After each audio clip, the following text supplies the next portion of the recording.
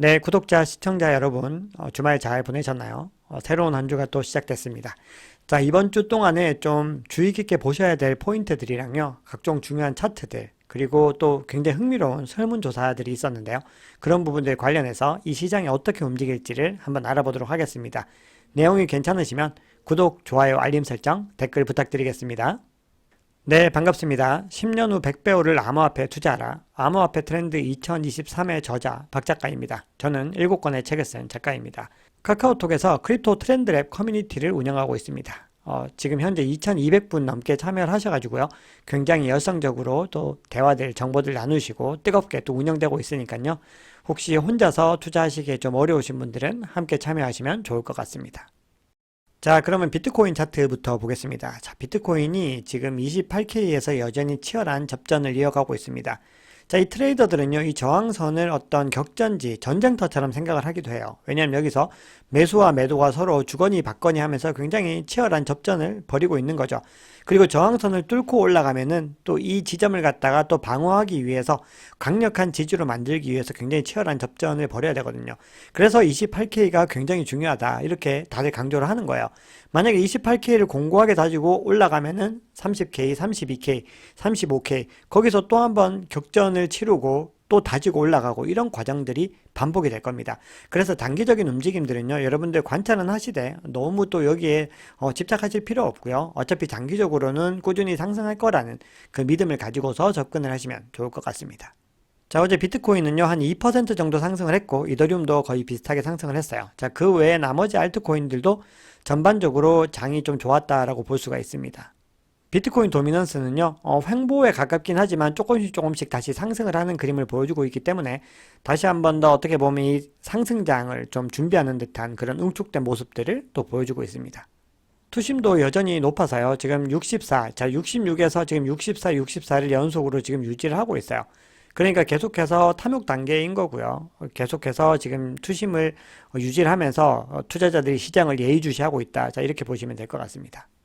자, CVD 지표 보겠습니다. 자, 이 25K 부근의 이 매수벽이요, 계속해서 유지가 되고 있어요. 지금 여기로 내려올 거라고 계속해서 지금 생각을 하고 있는 그런 고래들이 많이 있다는 거고요. 자, 가장 큰 고래, 갈색 고래를 보시면은 계속해서 꾸준히 매입하는 그림을 보여주고 있고요. 그 외에 두 번째 보라색 고래, 그리고 빨간색 고래도요, 다 매입을 하는 움직임으로 돌아서고 있어요. 그런데 반면에 개인 투자자들은 오히려 판매를 하는, 매도라는 그런 그림들이 나오고 있습니다. 그러니까 현재 지금 이 28K를 유지를 하고 있는 어떤 동력은 고래들에 의한 것이다라는 어떤 추측들을 조심스럽게 해볼 수가 있는 거죠. 네, 어제도 이제 소개를 해드렸는데 도이체방크 사태가 지금 아직 해결이 되지 않았죠. 계속해서 은행 위기 독일로 향하나. 만약에 독일로 향하면 이건 유럽으로 향하는 거예요. 왜냐하면 유럽은 굉장히 금융주들이 많고 그리고 그 중심에 독일이나 영국 같은 나라들이 있기 때문에요. 이 부분들을 굉장히 유의해서 보셔야 된다. 자, 이런 부분인데 이게 지금 한 몇 분 전에 나온 기사예요. 그렇기 때문에 지금 아직까지도 이 위기는 진행형이다라고 볼 수가 있겠죠. 자, 어제 제가 CDS에 대해서 말씀을 드렸어요. CDS, 네, 신용 부도 수합이라는 게 굉장히 높아지고 있다. 그런데 그게 크레딧 스위스랑 비교하면은 뭐 도이체방크는 훨씬 더 안정적이다라고 말씀을 드렸죠. 근데 또 하나 문제가 되는 부분이 있는데 그게 뭐냐면은 이 코코본드란 거예요. 이 코코본드라는 거는 조건부 자본증권이라고 해가지고 결론적으로 말해서 은행이 심각한 위기를 겪게 됐을 때 채권자들에게 원금을 돌려주지 않아도 되는 채권입니다. 자, 이런 위험한 걸 왜 하느냐, 투자자들은. 왜냐하면 수익률이 더 높기 때문이에요. 자, 그만큼 투자자들은 이 은행의 안정성을 갖다가 확신을 하고서 이런 채권들에 가입을 하는 건데 상대적으로 이 도이체방크가요, 이 코코본드 비중이 높다라는 거죠. 근데 크레딧 스위스를 갖다가 UBS가 인수를 할 때요, 이 코코본드를 전부 상각 처리해 버렸어요. 다 휴지 조각이 된 거죠. 그렇기 때문에 이 도이체방크에서 이 채권을 매입한 사람들은 굉장히 좀 불안한 마음을 가지게 될 거 아니에요. 그래서 계속해서 이제 해지하려는 움직임들을 보이게 될 것이고, 그래서 이게 또 어떤 식으로 파장이 흘러갈지를 또 지켜봐야 되는 그런 부분들이 있는 겁니다. 자, 이번 주 주요 일정을 먼저 말씀을 드리겠습니다. 자, 3월 28일에는요, 도매 재고, 그리고 주택 가격 지수에 대한 두 개 지표가 발표가 되고, 그리고 소비자 신뢰 지수, 이렇게 발표가 됩니다. 그리고 3월 30일에는 매달 이 목요일이죠. 매주 발표되는 실업수당 청구 건수가 발표가 되고요. 가장 중요한 거는 이제 31일에 소비지출 PC 가격 지수, 이게 인플레이션을 또 가늠하는 굉장히 중요한 지표이기 때문에 이게 이제 발표가 되게 됩니다. 자, 많은 분들이 미국 연준에서 목표하는 인플레이션 그 수치가 2%라고 알고 있죠. 그래서 이게 CPI가 2% 이내로 상승률이 내려와야 된다고 생각을 하시는데요. 그게 아니고 이 근원 PC 물가 지수가 2% 내에 진입을 해야 되는 거예요. 근데 아직까지는 뭐 갈 길이 좀 멀죠. 그래서 지난달 거를 한번 보시면은 예측치를 오히려 초과했고요. 이전보다도 0.1% 상회를 하는 그런 그림을 보여줬습니다. 그래서 이때는 인플레이션이 아직 거치지 않았다라는 어떤 위기감이 들어왔는데 여기서 이제 상승을 하게 될지 하락을 하게 될지를 이제 지켜보셔야지 향후에 연준이 어떤 정책을 펼지에 대해서 우리가 조금 더 구체적으로 알 수가 있는 겁니다.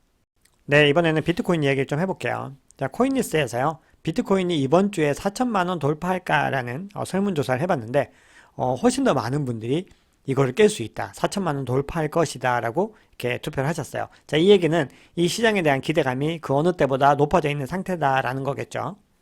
자, 여기서 추가적으로 흥미로운 질문을 또 했는데요. 자, 국내 개인 투자자들에게 가장 인기 있는 코인은 비트, 이더, 리플, 도지이죠. 자, 이걸 제외하고 다음 주에 매도 예정인 암호화폐를 물어보니까 가장 많은 수가 트론이라고 답했습니다. 네, 요즘에 저스틴 선이 SEC 기소와 관련해서 계속 이름이 오르내리고 있죠. 자, 그 뒤를 이어서 폴리곤, 솔라나, 아하토큰, 크레이튼 뭐 이런 코인들이 뒤를 이었습니다. 그런데 매수 예정인 암호화폐도 비슷하게 나왔어요. 매수 예정은 1위가 이제 폴리곤, 이 레이어 2에서 가장 좀 맹주로 자리 잡고 있죠. 자, 그리고 2위가 트론이에요. 그리고 클레이튼, 밀크, 솔라나 순으로 지금 집계가 됐다고 합니다. 자, 요즘 시장에서 가장 뜨거운 화두가 코인베이스 전 CTO가요. 이 비트코인 가격이 3개월 내에 100만 달러, 우리 돈 13억에 갈 거다라는 그 부분들에 대해서 사람들이 어떤 의견들이 많이 오가고 있는데요. 이 CTO가 에스크로에 200만 달러의 USDC를 실제로 예치를 했습니다. 이제 실제로 내기를 벌이는 건데요. 자, 요거를 블록미디어에서 한번 투표를 또 해봤어요. 그랬더니 90일 안에 100만 달러 간다와 못 간다가 거의 동률을 이뤘어요. 이거는 굉장히 놀라운 결과거든요. 석 달 만에 13억에 간다라는 건 사실상 좀 어려운 수치로 보이잖아요. 상당히 너무 먼 거리로 보이는데 무려 13% 가까운 분이 간다라고 대답을 한 거죠. 그리고 더 고무적인 거는 48%가 90일 안에는 못 가도 언젠가는 간다라고 대답을 합니다. 그러니까 이 비트코인 투자자들의 믿음이 굉장히 견고하다라는 것을 볼 수가 있죠. 자, 그러면 시장의 단기적인 전망에 대해서 트레이더들이 어떤 관점을 가지고 있는지를 보겠습니다.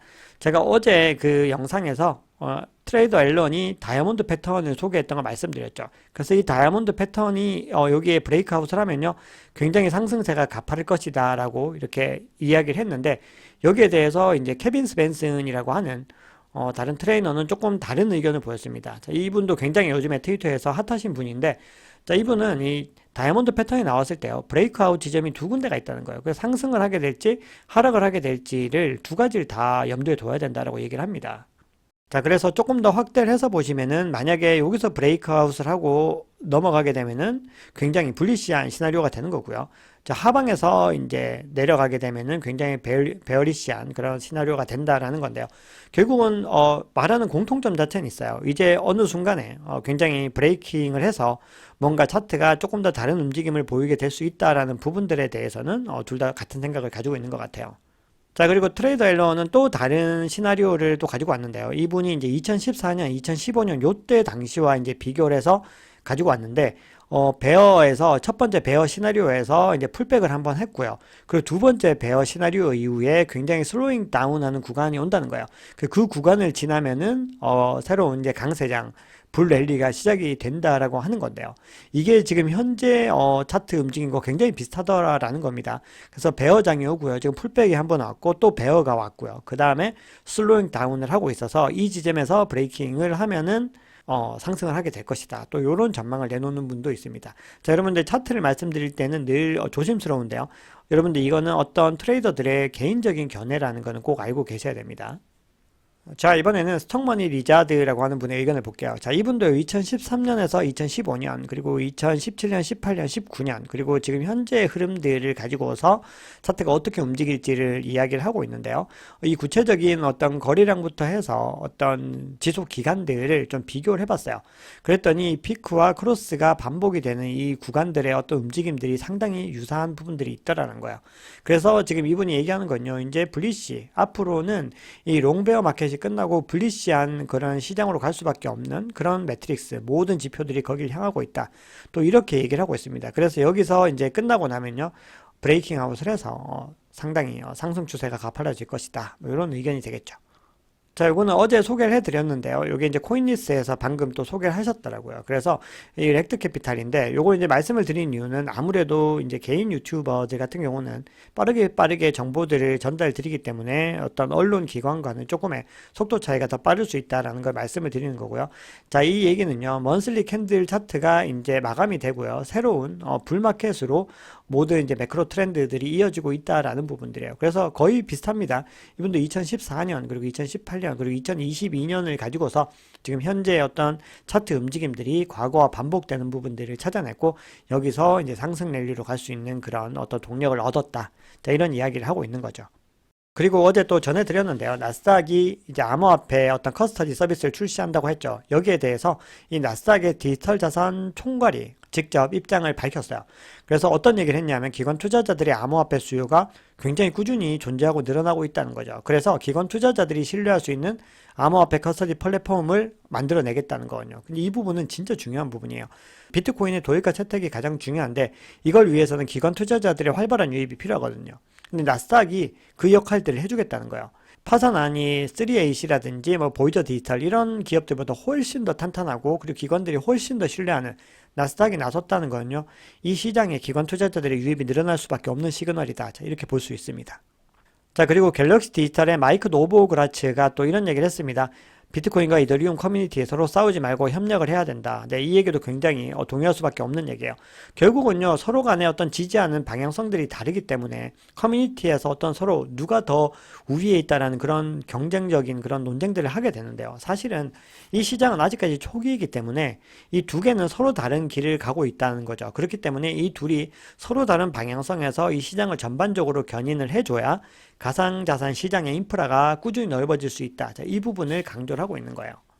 자, 그리고 우리가 이제 다 알고 있는 얘기인데 이런 얘기들을 이제 굉장히 공신력 있는 분들이 하고 있어요. 이분은 이제 블룸버그에서 소속되어 있는 마이크 맥글론이라고 하는 분이에요. 시니어 전략가인데요. 자, 이런 얘기들을 합니다. 자, 이런 주요 은행들의 파산으로 전통 금융기관에 대한 신뢰가 흔들리고 있고 이 비트코인이 은행 리스크에 대한 헤지로서 굉장히 매력적으로 지금 변하고 있다. 자, 이렇게 이야기를 하고 있고 그리고 비트코인이 다음 암호화폐 강세를 촉발할 불씨가 될 수 있다. 그러니까 지금의 어떤 분위기에서 어떤 자그마한 불장들, 반감기 이후에는 더 큰 흐름이 있겠지만 지금도 충분히 뭔가 큰 강세장으로 갈 수 있는 그런 기회가 될 수 있다. 뭐 이렇게 얘기를 하고 있습니다. 네, 아직 시장은요, 여러 가지 위기감이 있고요. 그리고 지금 이 금융 시스템은 연준이나 미 재무부가 통제를 하기에는 그 범위가 계속해서 넘어가고 있다는 거예요. 그리고 시장도 그렇게 인지를 하고 있어요. 그래서 연준과 미 재무부를 신뢰하지 않는 움직임들이 계속해서 나타나는데요. 그러다 보니까 피벗을 더 빠르게 하지 않을까라는 기대감이 나오고 있고 그렇게 되면 또 유동성에 대한 위기들이 계속해서 변수가 될 수 있는 그런 부분들이 있습니다. 그래서 시장은 앞으로 어떻게 움직일지 단기적으로 예측하는 것은 늘 말씀드리지만 의미가 없다라고 말씀을 드려요. 그래서 너무 한 번에 투자하지 마시고 분할로 접근을 하시고요. 하락을 하더라도 그때는 우리에겐 굉장히 중요한 매입 타이밍인 거죠. 그래서 그 부분은 오히려 더 좋아야 되는 거예요. 그래서 박앤세일 기간이다 생각하고 바닥을 확인하고 조금씩 매수를 해가는 그런 전략들이 지금 시장에서는 가장 현명하다라고 다시 한번 강조를 드리겠습니다. 네, 오늘 준비한 이야기는 여기까지입니다. 내용이 괜찮으셨다면 구독, 좋아요, 알림 설정, 댓글 부탁드리겠습니다. 지금까지 박 작가였습니다.